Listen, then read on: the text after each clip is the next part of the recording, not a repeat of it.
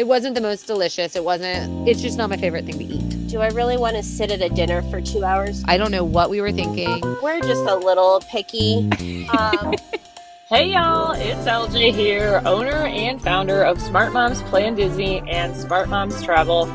We are so glad you're here for another episode of the Smart Moms Plan Disney podcast. Now, here's your host, Allie.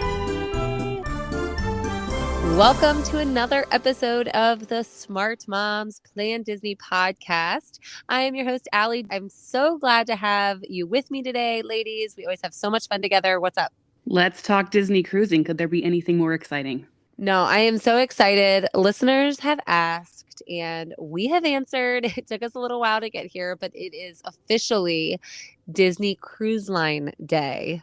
You've both sailed with Disney Cruise Line, yeah?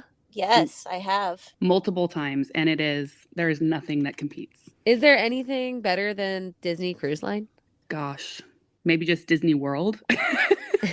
Yeah, I mean, that's a hard choice, but I definitely think Disney Cruise Line is the perfect balance of like you and your partner's time, family time, Disney. It's kind of that perfect mixture of all those great things.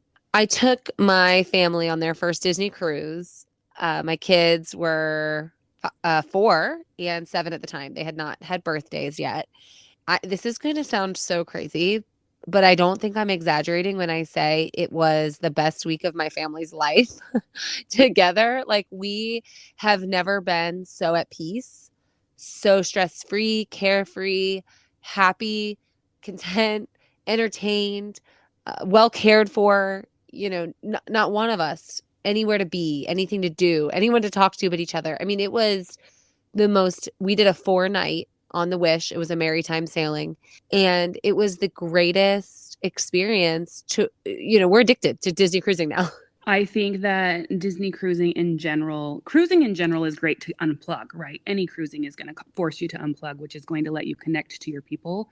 But there's a different level of magic on a Disney cruise. And it comes with a price tag. Obviously, that's something that's going to be a part of our conversation today. And a lot of people ask about that. Is it worth the money? But good gracious, is it not just the most relaxing vacation type of vacation you could possibly take?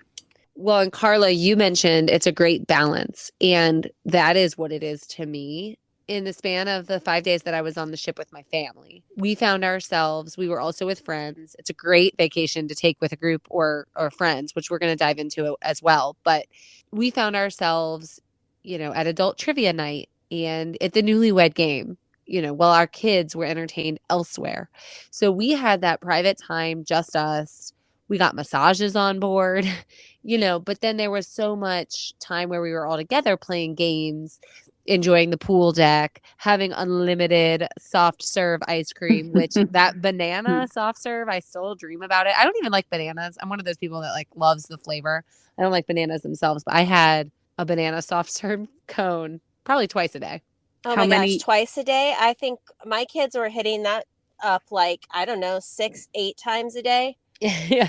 Your kids are older than mine. Correct. So we took our first Disney cruise last year in November. It actually landed right on my birthday. We did the Very Maritime cruise out of Miami, and we did also a 4-night. And I'll be honest, I'm not the biggest cruiser.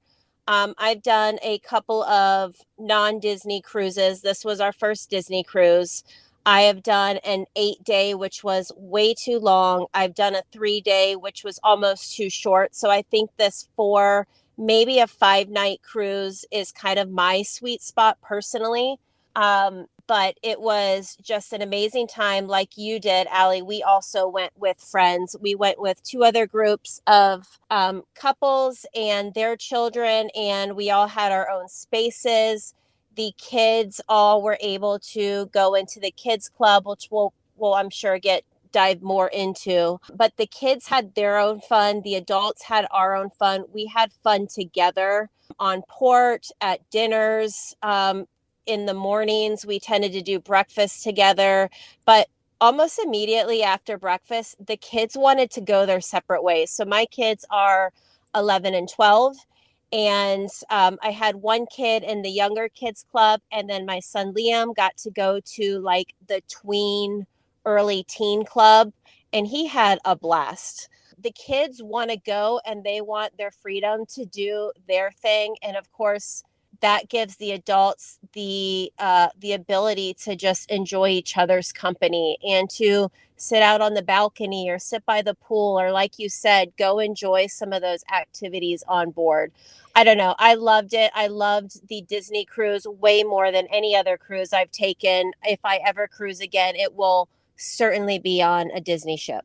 Yeah, my family has 2 Disney ships booked right now. We have 2 that we're planning to take, and there will be more because we loved it that much. This is funny.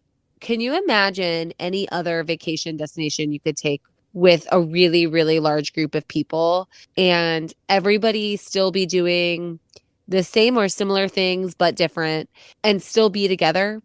No, there's nothing like cruising for it's the perfect amount of go out and do your own thing, but then meet back together for a formal dinner where you can bond together and make the memories. And these aren't just basic dinners, right? Which there's so much to be said about Disney Cruise Line dining, but I think that it's the perfect amount of together but separate, just like Karla was saying. And so my family, I'm probably the odd one in this group because I am an avid cruiser. We've done probably 20 cruises and I've done them across all cruise lines, and there's just nothing holds a candle to what Disney does. Disney just does it different.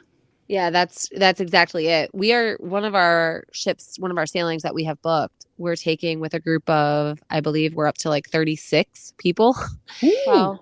It's massive. We have so many staterooms, and I'm not even a little bit worried about any part of that many people being together. Normally you'd be stressed about itineraries and, if we're going to the parks, which park do we want to go to make everybody happy? And is this group of people going to Magic Kingdom while this group goes to Epcot? And with the cruise, I'm not worried about it. We're going to run into each other at breakfast, maybe at the buffet. We'll hit the pool together. Maybe some of us will do the same excursions. Maybe we won't.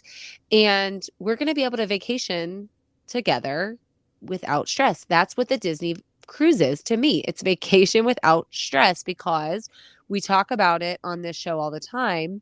Moms don't take vacation. They just live in another city, and it's harder that way. It's harder to run my kids' normal routine while staying in a Disney resort. Do I love it? Of course. Will I always do it? Of course.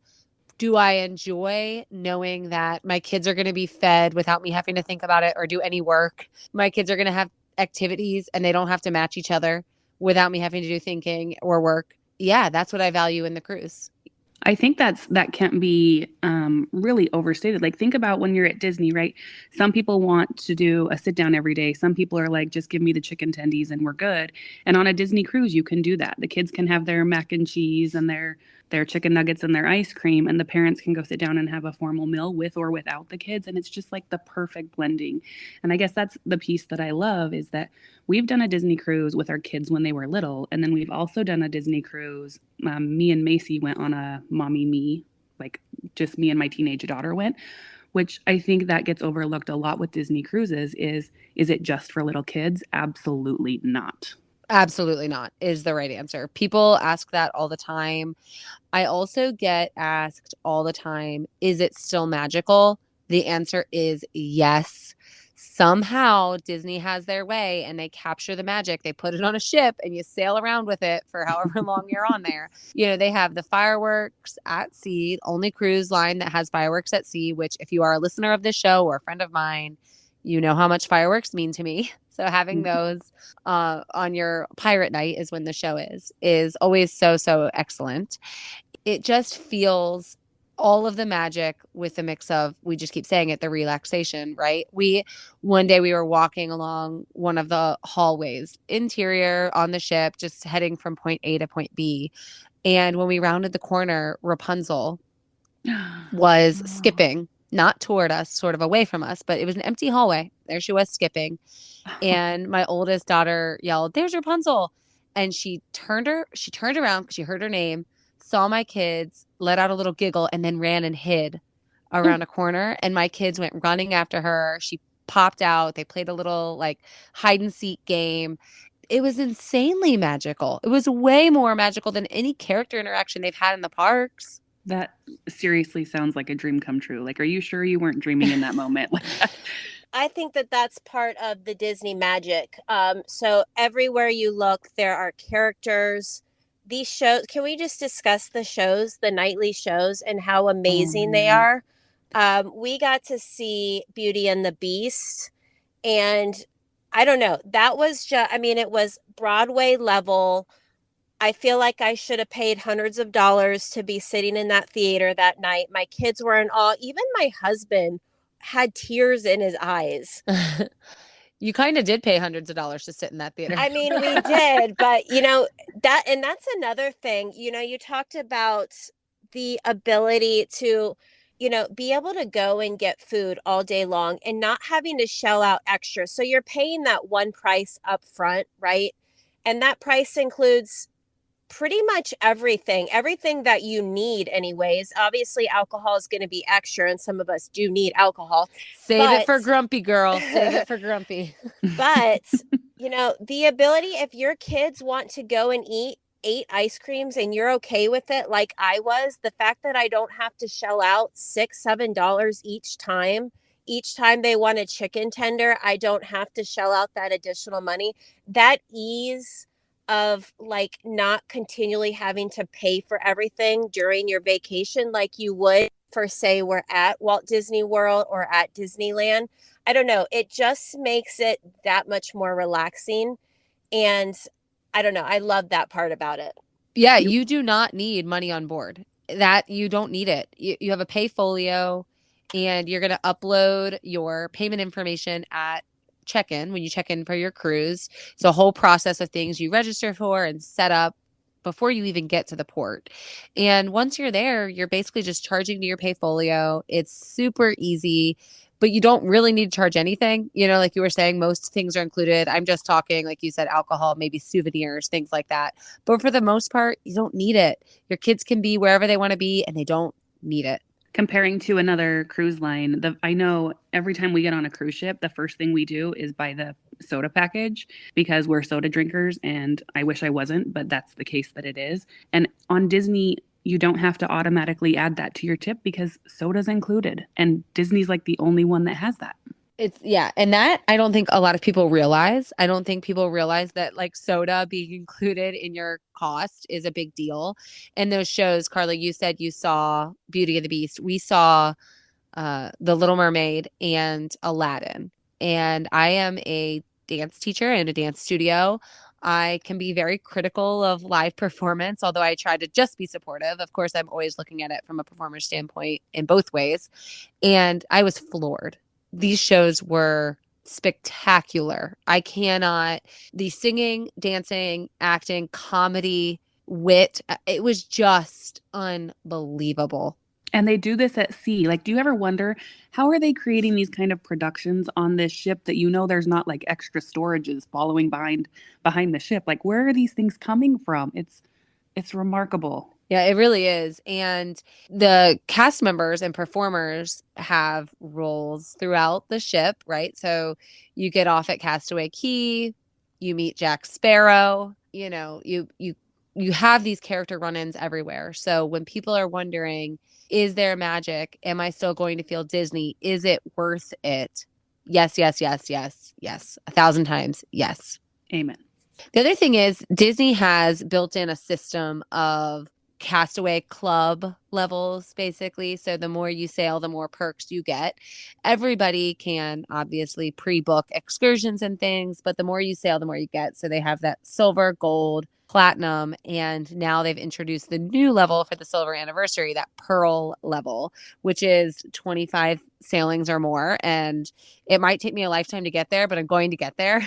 It's totally a bucket list for me now to be a pearl level sailor for Disney Cruise Line. Oh man.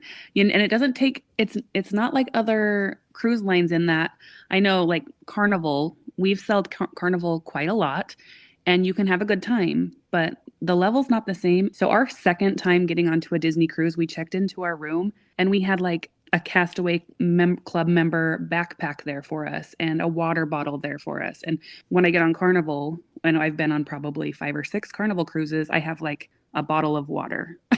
Yeah. So we are obviously going to dive deeper into what makes Disney cruising maybe the best vacation you can possibly take. Mhm. Certainly, maybe in my opinion, it rivals Disney World, of course, but we're going to dive deep into the reasons why after this quick break.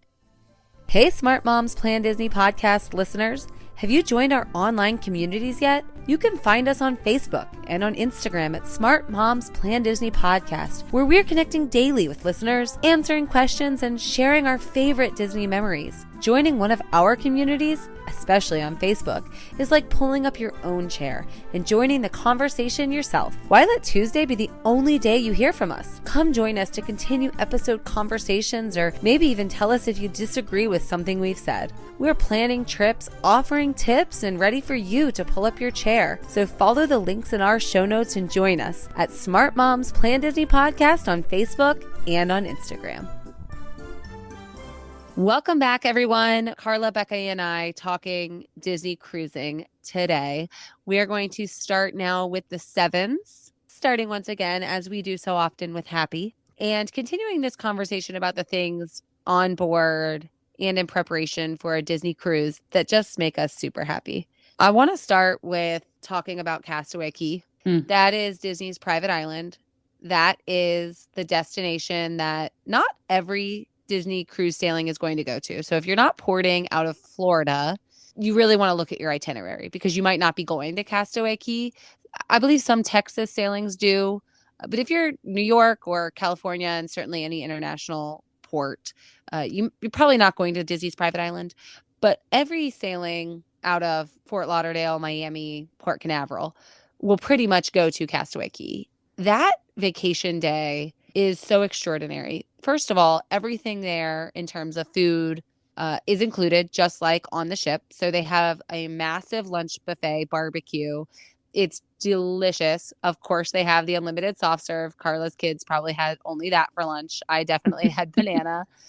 They do have a bar on the island. Of course, you pay extra for that, which is fine. I still did it, and I had a coconut cup, and it was awesome. But there are 3 or 4 sections of the island. You kind of have a little shopping area, little beach hut shops, which is always really fun, obviously. A Mickey photo op. A lot of the characters are lining the paths. They're there. I mentioned Jack Sparrow's there. We also saw Donald, Daisy, Mickey. There is a beach area with lots of chairs where the snorkeling reef is. And I want to talk a little bit about that. There is the area with the water slides into the ocean, which are so fast and so fun. And there's the adult only beach area, along with the Scuttle Cove, I believe is it's called, for the kids club on the beach. You were talking about those water slides. Like every single piece of the island is different, but equally amazing. What we did, I think, was, I don't know, it was like perfect. We were among the first to get off of the ship, and we had the island basically to ourselves. We got to pull our chairs right up to the front of the water, have our feet in the water. The water was warm. We swam out, like you were talking about the water slides, right? That dump into the water. We went down it, all 5 of us. So it's me and Sean and our 3 kids. And at this time, Laker was probably 3 at the time. And he went down the water slide, and it is so fast. I don't know what makes it so fast, but it's so hysterical. Fast, so fun. It's hysterical. And we splashed down into the water, and we had just checked out of a Disney World hotel where we also did water slides. And it caught me off guard because I had never taken a slide into salt water. And so it just kind of like, oh, I just took a slide into the ocean. It really is a weird sensation. It's almost like I'm not supposed to be in the middle of the ocean and going down this water slide, but here I am. Yes. It's so fun. They come out of this splash pad area, and my twins, who were 3 at the time, both went down them. I'm sorry, 4. They were 4. They're fine and safe for all ages. You know, strap a life jacket on and go. We raced down them, and one is shorter, so that one's always going to be the winner. But they're hilarious. We were just standing. There's like a little bridge you can stand on and watch, and we were watching each other go down just time after time after time. It was hilarious, just rocketing out of these slides. So fun. How soon did you get off of the ship, Allie, when you were when you went over there? That's a good question. So we're normally the people that will definitely, especially on a cruise, sleep in, pace ourselves, take our time. We don't even get off the ship at every port. With Castaway, we are up and at 'em because why not? If you're tired, take a nap on the beach, which I did. You know, but don't miss your chance to get a prime seat, which is a good dock strategy as well. Get out there and don't waste your day, because you're only out there really until I think it's 4 is back on ship. So it's not even really a full day. So we don't like to waste any of it. Karla, what about you? You had quite a day on Castaway, if you can remember. I don't remember much. I do, however, remember how beautiful it was. I do remember not having nearly enough time. This is like the top of the top when it comes to ports. You can take me to the Bahamas, you can take me to the Caymans. Nothing compares to what you're going to experience on Castaway Cay. We personally parked ourselves on some beach chairs, but we also got to experience the snorkeling.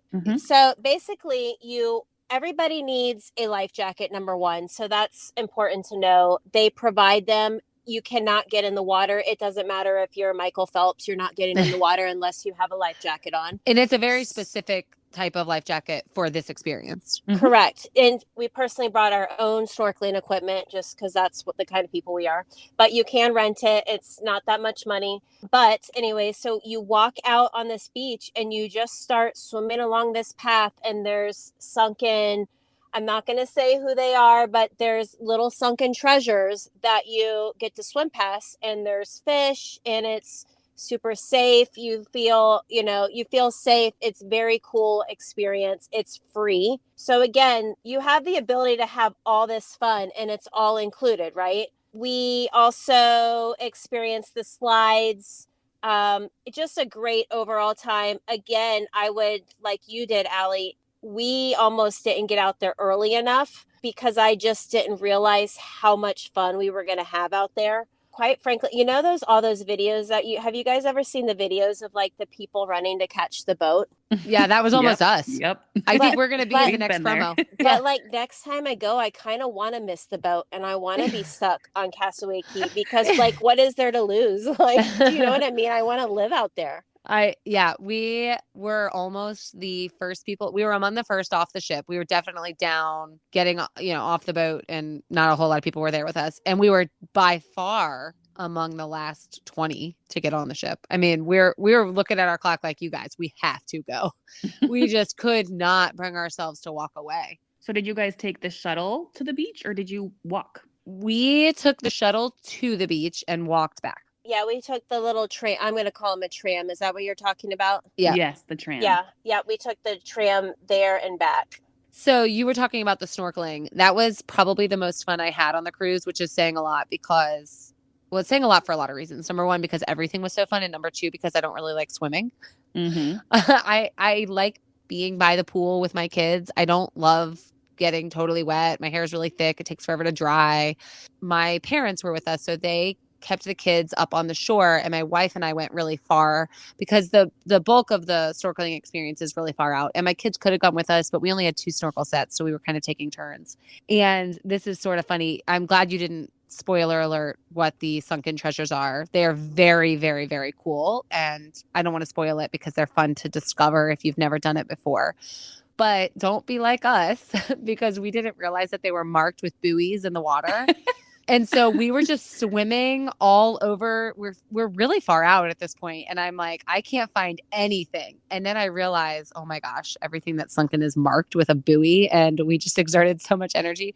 But we had so much fun looking for those. It was fantastic. So cannot say enough about Castaway. And Disney has a new island, Lighthouse Point, that they're going to open. I can't even imagine how they're going to top it, but I know they will. Their first island in 20 plus years. This is going to be amazing. I am already booked on a sailing that will go to Lighthouse Point. So I'm really, really, really excited to get somewhere new and experience it and be among the first. Oh, not jealous at all, or completely jealous. And how are we not all booked on this cruise with you? Like, yeah, I have no idea. How is anybody not already booked to go to Lighthouse Point? So the other thing that I think is really cool is Disney has 5 different ships. A lot of them have really similar offerings. There is a similar vibe and theme on all of the ships, but there are also super unique things. I have clients when I'm working as a travel agent that ask me all the time, well, which ship is the best? That's an unanswerable question, right? Because they're all so different and they're all so wonderful. This is Disney. There are no ships that feel old and outdated. They're all magical.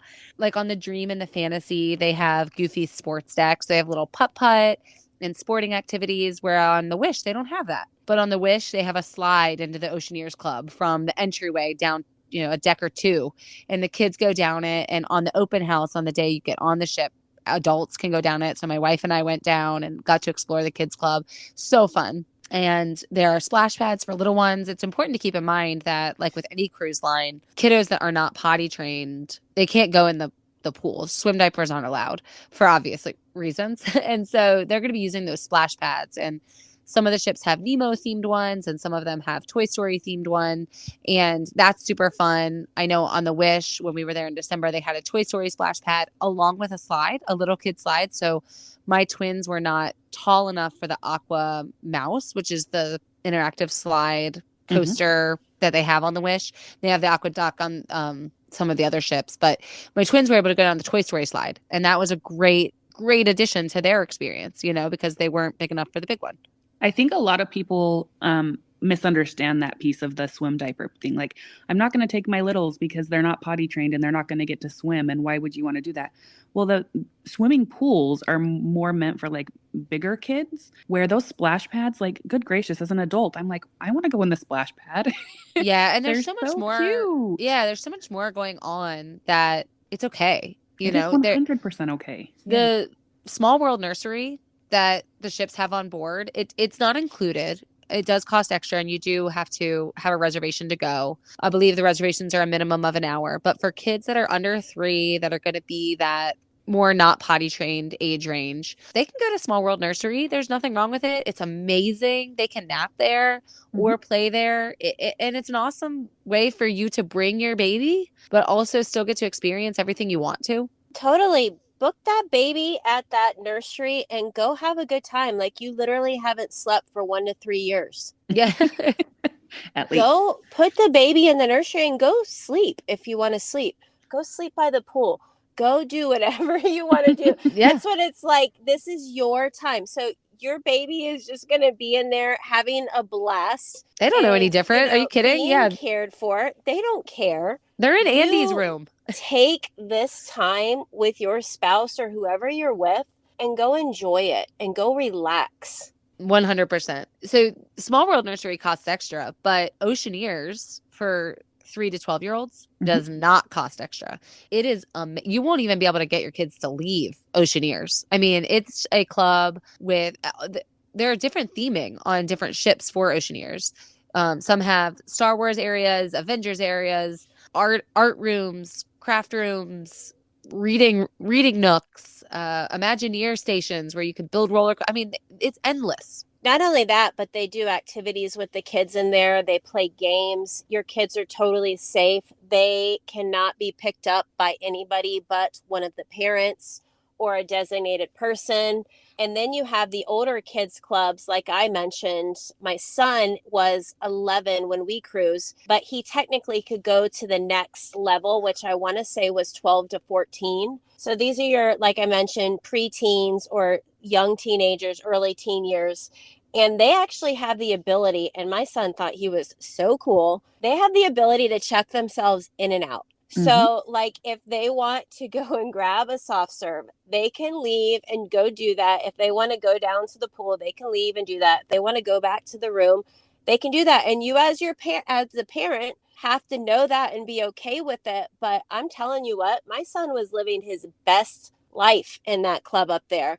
They do this. I don't think all the ships do it, but they have like these scavenger hunts around the ship. So they kind of like pair up with a team or another individual, and you go around and you play these like interactive games and you have to find things. And I'm telling you what, like we were in the adults area, like going, to a couple of the activities. And we were at this one elevator, which was the only elevator that would take you up to the particular place we were going, but also to where the older kids club was. And we caught my son with this cute little girl, roaming the halls. And we were giving him we were teasing him because we've never seen that side. My kids grew up with the kids that we were on board with. My son has always been surrounded by all the little girls in the neighborhood because that's all that's in our neighborhood. So when he got to be with kids his own age, but also there was cute little girls on ship, he was living it. I'm telling you what, guys, in these relationships that they make on the ship. Okay, get this. So on the way home, he called his buddy, and my son's he's kind of a little dorky, whatever. He's a little, he's an 11, 12-year-old boy, right? He called his little buddy on the way home, and he's like, you're not going to believe this. And the dude was like, what? He's like, bro, I was actually cool, and I was actually the popular kid. And I looked at my husband, and I was like, oh my gosh. We're going on every Disney cruise from now on. I know. I can't wait to go on another one just so Liam can live his best life on the ship again. And these kids, like I was saying, they all have this group text. There's 64 of them. I mean, to me as an adult, that gives me anxiety. Just could you imagine 64 people on a group text, especially if they're your family members, all these kids that continue to have these conversations 6 to 8 months later. It's just crazy to me. I think it comes down to the cast members that they put into these kids clubs and these preteen and teen clubs, because really they make friends on these ships, and they're not just one and done. It's real relationships. Some of the things that my kids did in Oceaneers, because my kids are not old enough to get into some of these older kid places, but in Oceaneers, they did a treasure hunt with Captain Hook. They built some sort of Star Wars something with Chewie. They decorated cupcakes with Tiana, and they read stories with Belle, I believe. So, and I think Chip and Dale were playing red light, green light with them one day. I mean, endless. Just they're down there with the princesses. They're just hanging out with the characters. One of the Avengers came down and was hanging out with my son. They couldn't get enough of it. I also will challenge anyone. A lot of people get nervous about leaving their kiddos. And Karla, you mentioned how safe it was, and it truly is. The navigation app that acts as your communication while you're on board, they were so good. My son, I would get messages about my son all the time. He wants to be picked up. And then I would go, and it turned out he did not want anything to do with me. He just wanted to give me a hug, and then he would run away. And so I was getting alerts just to go give him a hug and then leave, which I was fine with, but you're well able to stay in communication. They're not releasing kids without code words and photos. So it's super secure. I had no issue leaving my kids there at all. Nope, not even just to mention how much space they get as kids. I feel like when I've been on other cruise lines and I take my kids to the kids club, yes, they still can have fun, but I sometimes feel like I'm just shoving them in a closet to play hide and go seek with other kids. On Disney, there are so many different rooms for them to be in. It's mind-blowing. Oh yeah, it's a huge portion of the deck. That all makes me super happy. Another thing, Karla, I think you love this, and this is super unique. And obviously, we're spending a lot of time on happy today, but I think it's necessary with Disney Cruise Line because it's such a happy time. Karla, the fish extenders, did you talk about what it is? Did you do it? Okay, so I actually think this was my dock strategy. So if we can transition into dock, one of the things that makes Disney really stand out, and I don't think they do this I know that the fish extender is for sure a Disney thing, but also the door decorations, your door magnets, it's a whole thing on Disney. So as you're walking down the hall, people decorate their doors, and it's the norm. So if you don't have a decorated door, you're going to lose out on this little extra special bit of magic that you're providing to everybody else on your hall, right? So this dock strategy is really looking into these things and getting equipped for when you're on ship to have your door decorated. Number one, there's this thing also called the fish extenders. Every room has a room number, and it's on this little fish that hangs next to your door. Actually, I don't know if the room number physically is on the on the fish, is it, guys? Do you know? No, it's on the door, at least on the ships that I've been on, but the fish is still The there. fish, yeah. Yeah. So the fish is like a, let's say, a robe hook type thing. It's basically a way for the ship to communicate with you if they, have a menu or something, anything of that type of communication, then they're going to hang it on your little fish extender, right? So people have taken this a step further with these fish extenders, which essentially are these like little pockets, and people will drop gifts in them overnight for your kids. It's like cruising pixie dust. Correct. Yeah, you're pixie dusting your kids, other people's kids. Essentially what you're going to do, and this is super important, is that you're going to Facebook search your ship and your cruise date. So if I'm going to sail on the Wish, July 24th to 28th, that's what I'm going to put in my search. And I'm going to find like everybody else that's sailing on my ship. And then there are people in those groups that basically start this fish extender, and you can sign up for it, and you can get assigned, other people, another room. It'll tell you the names of the kids, their ages, etc. But it's just a super cool way to pixie dust your children and on somebody else's dime, essentially. Yeah, it's so Disney. It's so Disney, I can't even take it. It is so Disney. So when we went for our Merry Time, we did little stockings. So instead of, and I'm telling you what, guys, this fish extender is like an actual legit Etsy business.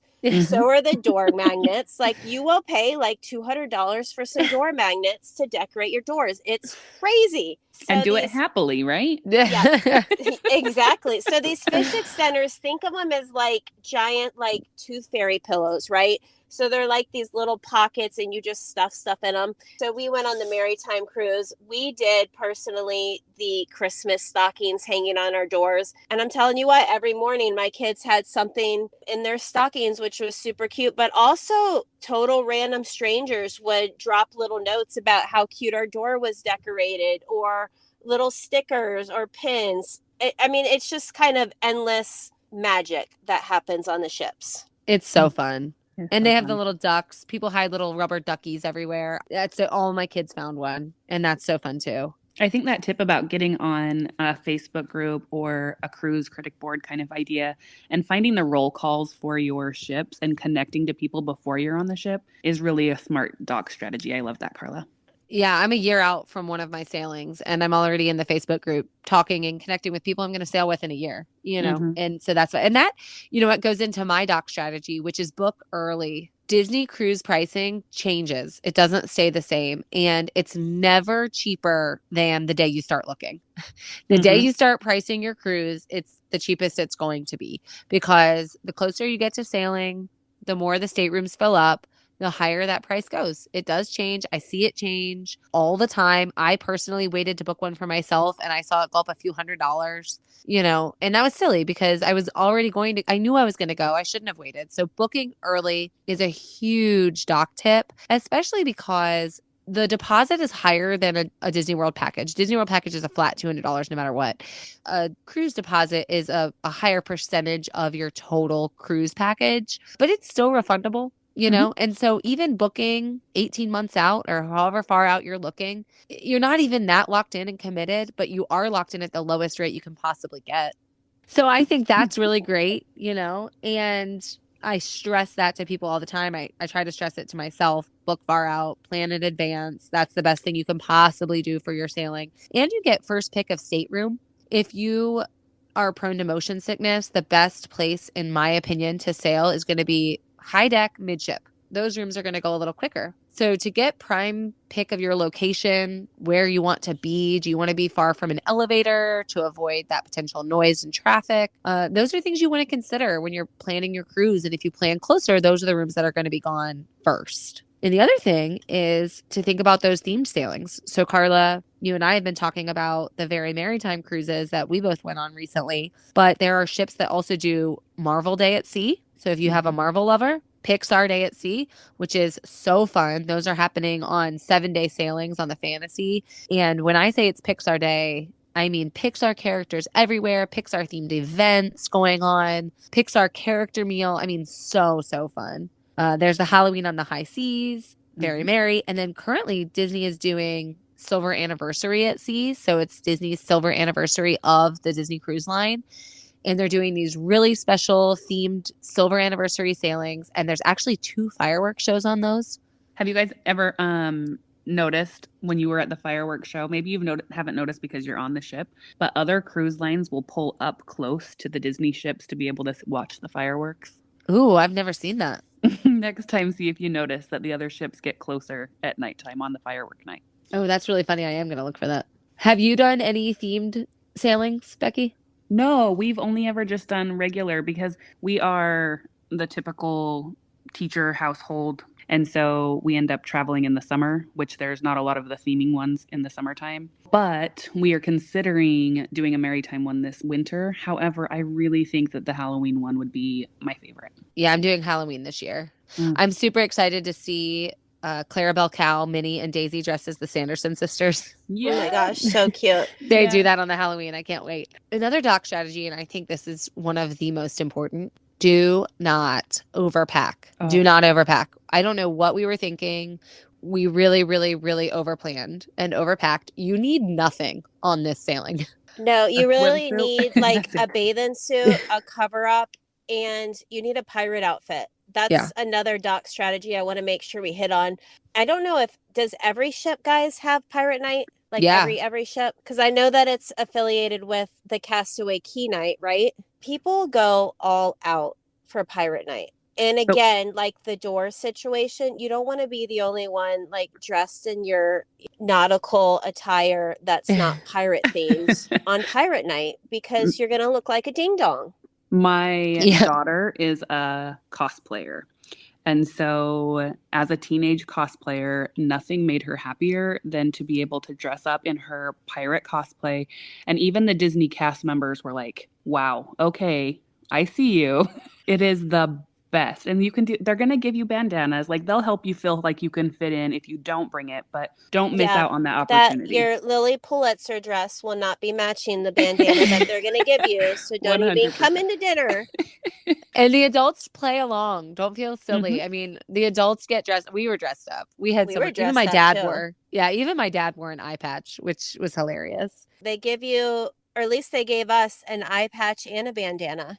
Oh, we brought our own eye patches. We had custom like Mickey Mouse pirate eye patches that we brought and that we bring with us. We have them. We keep them for every Disney cruise that we do. But yeah, I believe they do provide those. Another thing that you got to keep in mind, and this is going to lead me into my grumpy. This is going to be my strategy. Do y'all have any more strategies? I was thinking in terms of the pirate night, I feel like Bippity Boppity Boutique is a really, really great thing at Disney World for your daughters. They try to cater some things for boys to fit in there as well. But I feel like if you go to Bippity Boppity Boutique for the pirate night, that is a place for your kiddos, both boys and girls, to just shine in that situation. They do have a pirate makeover, and they notate. You have to make sure you're looking when you're booking on your port excursions and onboard activities day, which is before you're sailing and usually after your final payment is made. They'll notate which is which makeover, so you can make sure you get a pirate makeover if that's what you're wanting. I feel like you would have to be super strategic about it though, because isn't pirate night always on your castaway night?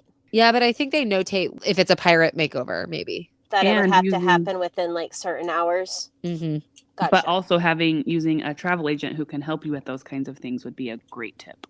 Yeah, because even if they don't notate what kind of makeover it is, your travel agent can help you find out when the pirate night would be. And so you do get it on the right day. So my last dock strategy that's going to lead me also into my grumpy, Karla is going to heavily relate. First of all, utilize the drink of the day. Okay, there's your dock strategy, because the $5 drink of the day changes every day you're on board. And that's how you're going to save money, because I'm a little grumpy that there's not a drink package on the Disney Cruise Line. No, there's not. And I get it. It's not Carnival, right? That's it's one of the perks, right? Like you said, there is a $5 drink of the day. They're fruity. They're delicious. There's also, and I didn't catch this until like day 3, which I was super bummed. But you go to the breakfast, and I'm sorry, but the breakfast buffet in the morning is by far my favorite. So good. So good.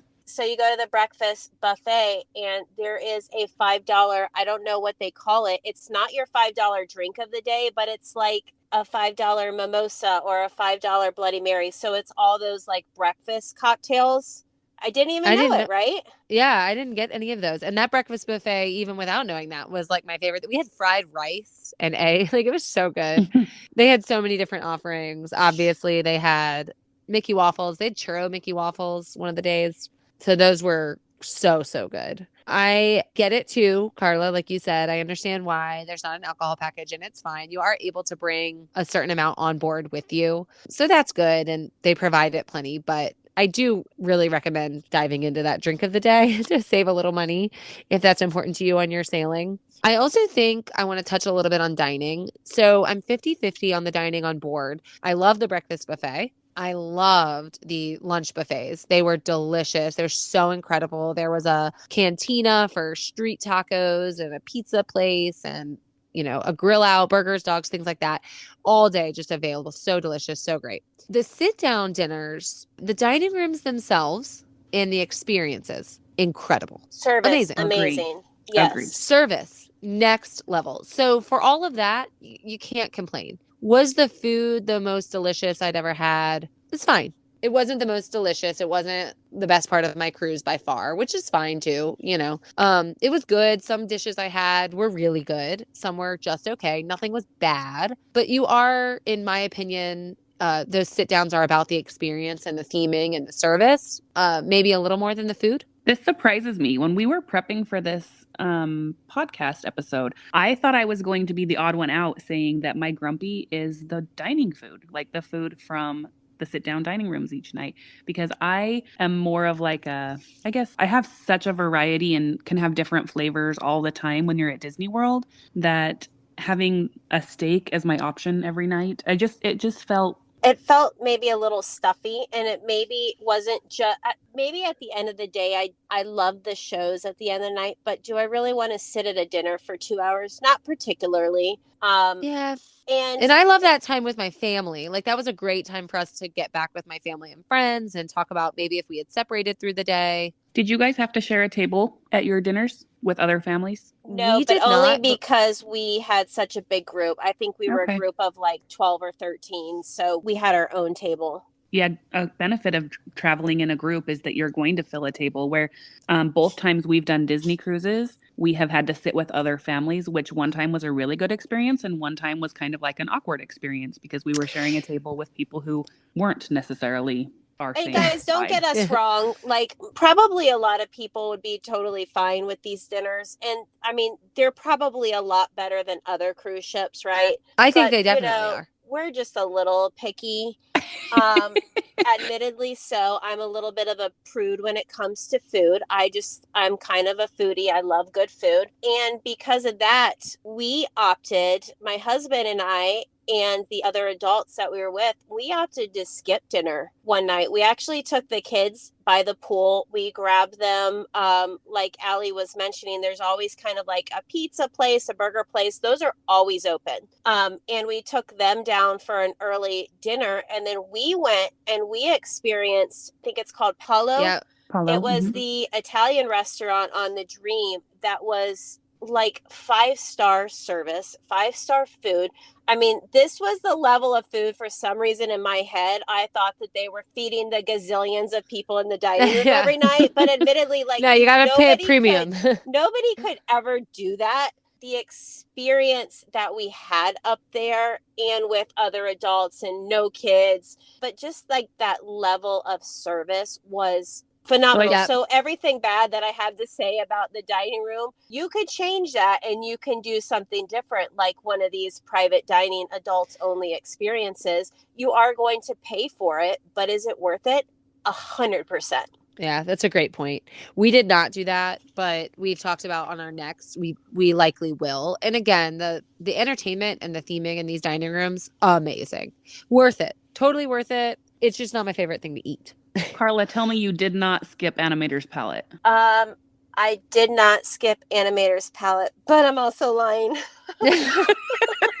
That's like the best dining room on any cruise ship. It is amazing. And as hard as I want to be on like the fact that our dining our food choices aren't necessarily my favorite. Like the entertainment and the fact that your wait staff follows you from one restaurant to the next, and they know what your drink of choice is, and they know It's those things, and amazing. then They know you want get 500 cherries in your cherry Coke and all that stuff. Yes, or I that do agree. or that you are going to want 3 Mickey bars for dessert.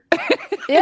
Like Yes, guys, and that's not on the menu. The Mickey Yeah. bars are not on the menu, but they are always available. So Oh, if yeah. your kid doesn't want whatever they're serving that night, like just get them a Mickey ice cream bar and send them back to the kids club. It's kind of funny that we're making dining our nothing about a Disney cruise makes me grumpy. Let's just be real.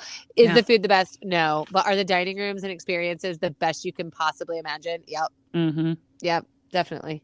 And I learned that you can order off of things that are not on the menu. Like I'm like, can I just have a bowl of mac and cheese? And he's like, sure. And he brought me a bowl of mac and cheese. My mom was living her best life on our cruise. She loves iced tea. That's just a thing about her. And the fact that she would come to the table and there it is waiting for her. She just thought she was celebrity status. She was VIP, could not believe this is waiting for her when she arrived, exactly how she wanted it. And speaking of like about her for a second, the app that you use on board that I had mentioned before, that's also where you can kind of map out your day and see all of the different activities. And she's not super tech savvy at all. Like the fact that she can work Facebook is a pride weight for her. You know, she's very proud of that.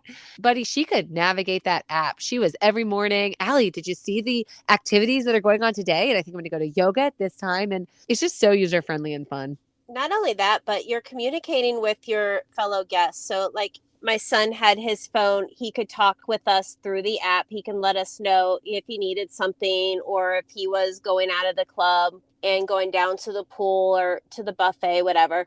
You can communicate with the other people in your party. So inevitably, you guys are going to separate at some point. But having this app, and it's not an additional price. You don't have to pay for Wi-Fi to be able to communicate and text with the people in your party. It's just all going to be through this app. That's the Navigators app. Yeah, you can buy Wi-Fi, but it's not necessary. Let's talk about Sleepy. There's 3 types of staterooms, or 4 really, I guess, if you really want to break it down. You can have interior or ocean view, which is not going to, I think that's a little confusing to some guests. Ocean view is not going to be a veranda or balcony. That's just literally a view through a porthole. And then there's going to be the veranda rooms and sailing concierge level. So there are also different sizes. You can get the extended size in the ocean view and the veranda rooms, or you can get the smaller. If you're a family of 5, you have to get the extended. What do you like to sail? I only do concierge level. No, I'm just joking. I wish. Not there yet.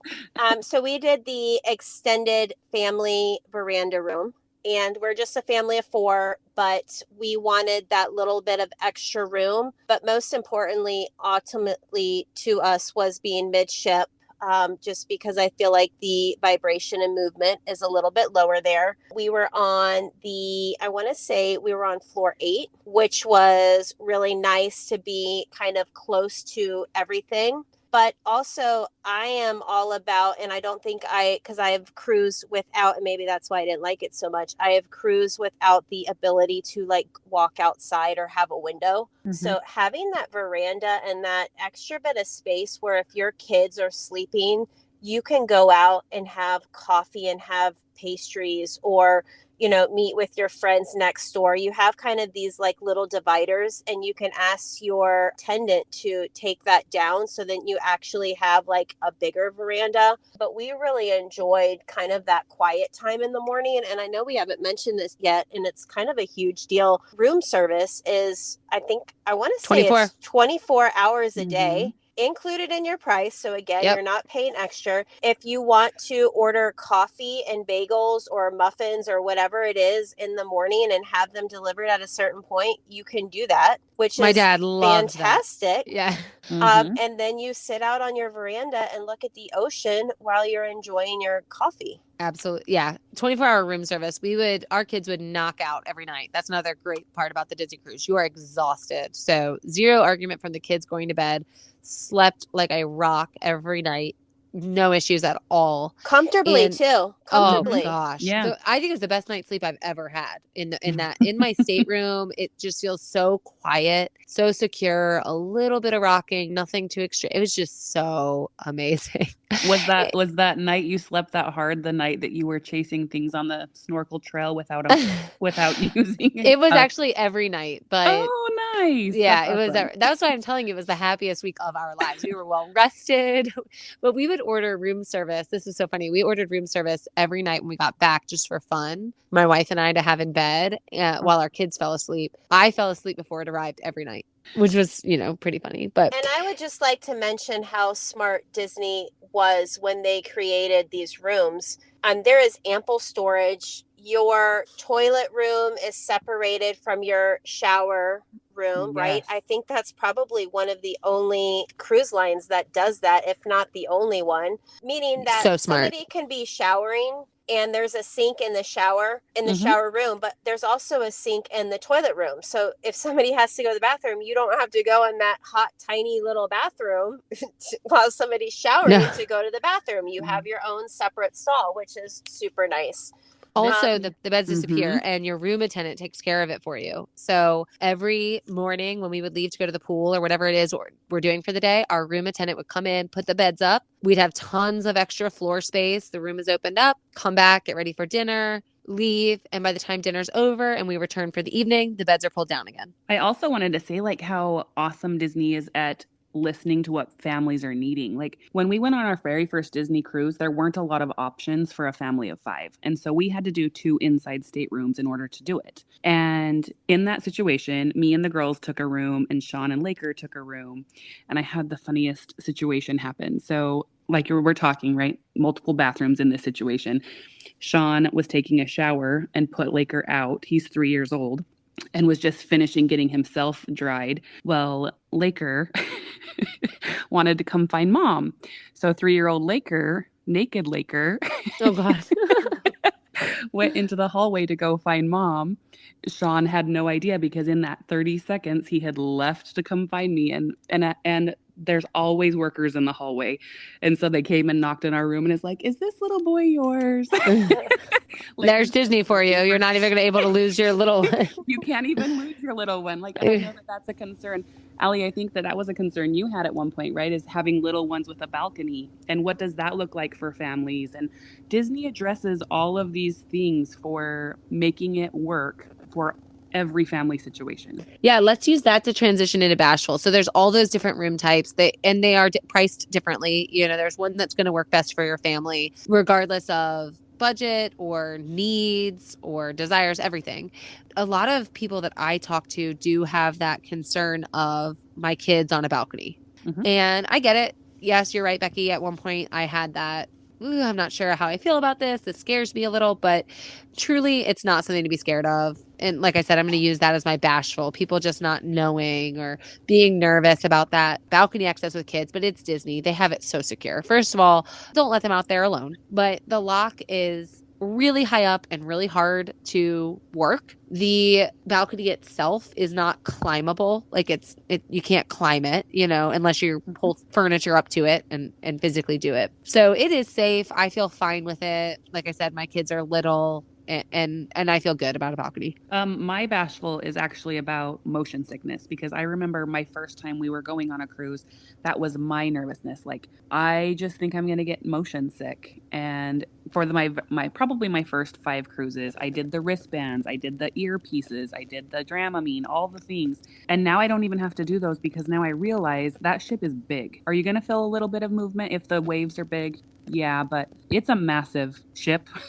It's not like you're on a little boat. It's not like you're going to feel every single piece of movement in the water. Yeah, I agree. With strategies that we talked about, like with Doc and what you just mentioned, the seasick component, your body, but it wasn't a thing for us at all. What about sneezy, things you're going to avoid? For me, it's Nassau in general. We don't get off the ship at Nassau, but we have done Nassau before a couple of times. And it's just, to me, we're spending a lot of money to be on the Disney ships. And we take that opportunity. That's the day we go to the spa and get our massage. That is the day we really take advantage of the areas on the ship that are usually super crowded being less so. We like to experience the ship that day in a less crowded capacity, and we stay on board. We don't get off Nassau. I could not agree more. And I actually kind of have a take on this, on cruising in general, and how I've kind of rationalized a Disney cruise line versus another cruise line is I'm avoiding almost all ports. Like, it's not about the ports when you're going on a Disney cruise so much, because it's like going to Disneyland or Disney World compared to just another amusement park, right? They're not the same thing, where cruising on Disney is not the same as just going port to port to port. You're not port hopping. It's about being in the Disney bubble, but on a cruise ship. I do love the other ports outside of Nassau, but I love the way you put that, like Disney World and just another amusement park.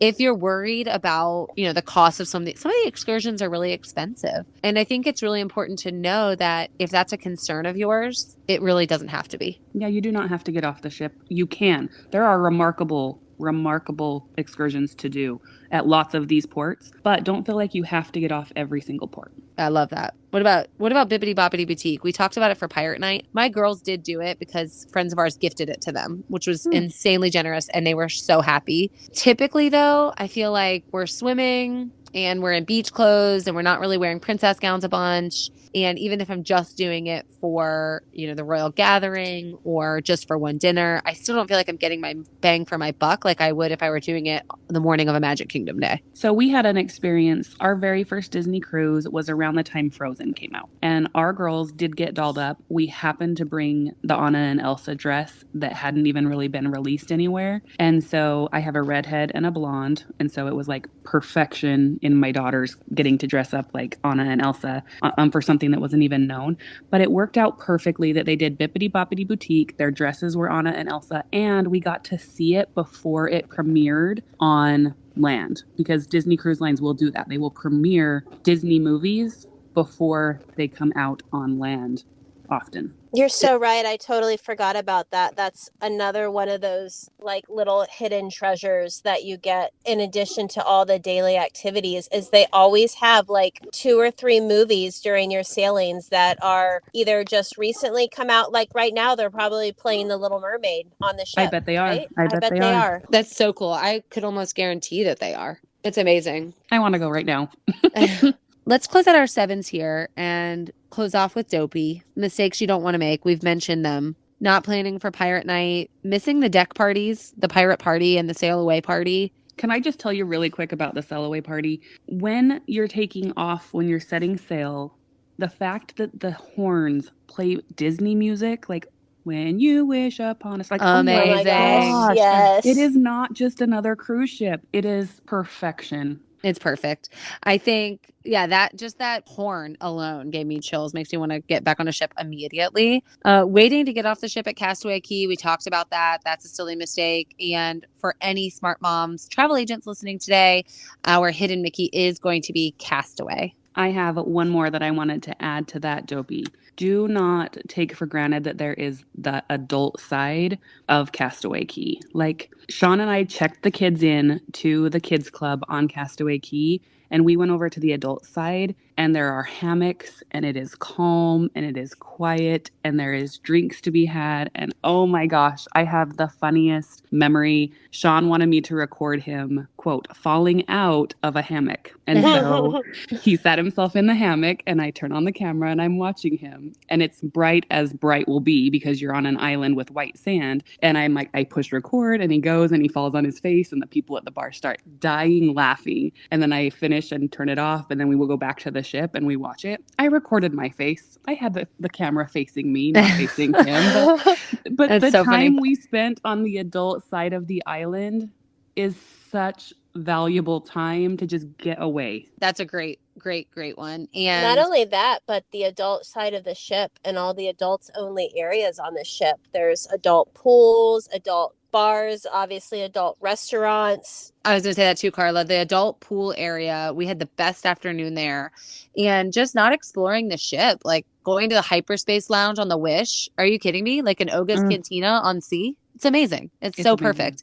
And we actually found this whole Incredibles inflatable thing that we didn't even know was on the ship. We found it our last day. We stumbled upon it. So not taking the time to really explore and familiarize yourself. There's always going to be new things to discover on the ship. So it's really amazing. Can't say enough good things. We're going to take one more quick break. When we come back, we'll hit the lightning lane. Hey, wait. I know you're ready to get back to the podcast, but I've got something very simple for you to do. Join my Facebook group, Disney Planning Made Simple. I'm Stacy, one of your podcast hosts, and I have a sweet, friendly Facebook group made for those of us who thrive in the simple pleasures of life, things like family, food, and Disney. Join at facebook.com/groups/Disney Made Simple or follow with the link in the show notes. We'll be so happy to see you there. Hey y'all, it's LJ, and this is the fairest segment of them all. Today I want to give you my few cents about cruises. I have been on 2 Disney cruises, and I've been on 1 Royal Caribbean cruise, and I feel like that's not enough. I feel like I want to correct this, and I actually already am. I'm booked for the Wish in August, and then I'm booked for the Wish again in November to take my agents. And then I'm also booked on a Princess cruise around the UK in July. So I'm fixing this. I'm fixing the issue that I've only been on a few cruises. But I will tell you that my kids absolutely love Disney cruises. They want to go on Disney cruises more than they want to go to Disney World. They are like, when are we doing another cruise? When are we doing another cruise? They love the kids clubs. My big kids, I feel like I hardly saw them. They wanted to be at the kids clubs constantly. They want to be hanging out with their friends. I felt like it's a great place for them to get a sense of independence, because I felt pretty safe letting, like my 11 and 14-year-old, well, he was 13 then, 11 and 13-year-olds, like mostly having the run of the ship. I knew kind of where they were, and I had told them to stay together, and they were staying with their friends that are around the same age. I feel like that's a great opportunity for them to get that bit of independence and see what that feels like without it really being out there in the big real world. My little kids love the kids club as well. They didn't stay as long as I felt like they would have. I felt like they were wanting to come back more often than the big kids. I don't know if it's just like because we're like attached at the hip at home. So they were coming back to our room to see us more often than I expected. But they did frequently want to go back to the kids club and play and stuff like that. So they really enjoyed it, kept asking for it. They also really love the shows. All my kids enjoyed the shows. I do think my little kids enjoy the shows more than my big kids. They're Disney shows, so of course they're aimed a little younger. But I absolutely love the shows, and they were my favorite part. I loved the Frozen show and the Aladdin show. Those were the 2 that really stayed with me. And I felt like they were just absolutely like mind-blowing. The things that they were doing, the puppets, it was great. My favorite and very good. I won't say better than any show at Disney World, because I do think the Animal Kingdom show, Lion King, has the beat with the monkeys, but probably right under the Lion King show. They're great quality. Food was really good, and I felt good in the space. Like, I felt like the room is fine. I do feel like, we had adjoining rooms, and we had 4 on each side, 2 adults, me and Mike on one side with 2 of our kids on there. And then 3 of our other kids were on the other side, and then our nanny was in that room as well. I felt like we had plenty of space. But it's basically like a hotel room. It's a little bit smaller, a little bit tighter, but the balcony was incredible. And I can't wait. This trip in August is actually going to be in the funnel suite. So we're going to have a lot more room. And you're going to want to make sure that you're following me around for that on Instagram and the stories. I'll show you it. There's only one. It's in the funnel. And it's normally about $40,000-$50,000 3-night cruise. But we just got some amazing discounts that made it happen. So I can't wait to just stay in that kind of luxury. So we'll see. But I feel like the question is, should I go on a Disney cruise or should I go on a Disney vacation? And my one question to that, to try to help you guys out, is why not both? Why not a land and sea? Why not do your Disney World vacation, have so much fun in the parks, see everything, and then it's just about an hour away to the port, and then jump on the Wish or any of Disney's cruise ships. I haven't been on the Wish yet, so I'm really excited about that. But I've been on the Fantasy and the Wonder, and I feel like it's a much more relaxing vacation, much more downtime, much more laying in the sun. So that's my feedback. I think you should do a land and sea vacation. Hey there, friends. I'm Katie Boone, one of your podcast co-hosts. I'd love to invite you to join my Facebook Disney planning community called Planning Disney with Babies, Toddlers, and Preschoolers. In my group, I love discussing all the aspects of planning your magical vacation with little ones. Find my community at facebook.com/groups/Plan Disney with Little Ones. Again, that's facebook.com/groups/Plan Disney with Little Ones. When you join, don't forget to tell me you heard about my group on the podcast. See you there. All right, we are back and ready for our fast answer lightning lane. Karla and Becki, are you ready? I am ready. Hi ho, let's go. All right. Karla, would you rather have an ocean view room or a veranda? A veranda. Ooh, Becki, midship or front of ship? Midship, central to everything. Karla, high level or low level deck? High level. Becki, Pixar sailing or Marvel sailing? Marvel for my family. Karla, Halloween or Very Merry Time? I'm going to go very merry. Ooh, good one. Becki, would you rather go to Castaway Cay or Lighthouse Point? Ooh, probably. Well, I need to go see Lighthouse Point, but I want to go on a sailing that has 2 Castaway Cay days. Do you know they do those? Yes. I had one booked over New Year's this year, and I moved it. I moved it to a different one. Why did I do that? I don't know. I told Sean we need to renew our vows on Castaway Cay. It's like a little slice of heaven. Oh my gosh, I'll be there for sure. I will for sure be there. Okay, last one. Are you ready? Disney World or Disney Cruise? Why would Disney you do this? Cruise. But only because I'm in Florida and I get to go to Disney World all the time. So do you, Becki. This is true, but I'm in a phase of life that I really feel like my vacations need to be relaxing. And so for that purpose only, I think I'm going to say Disney Cruise. I can't live without both. I know. That's what I said. How do you do this to us? I'm doing land and sea. I'm adding on days at Disney World and sailing out of Canaveral. That's so smart. That's so smart. That is going to do it for us on the Smart Moms Plan Disney podcast. If you're planning, looking at planning, or ready to start planning again and you don't already have a Smart Moms travel agent, be sure to check out the link in our bio or show notes to get connected with a free Smart Moms travel agent and podcast host. Be sure to like, follow, and subscribe everywhere you get your podcasts and on all social media platforms at the Smart Moms Plan Disney podcast. Until next time, we'll see you real soon.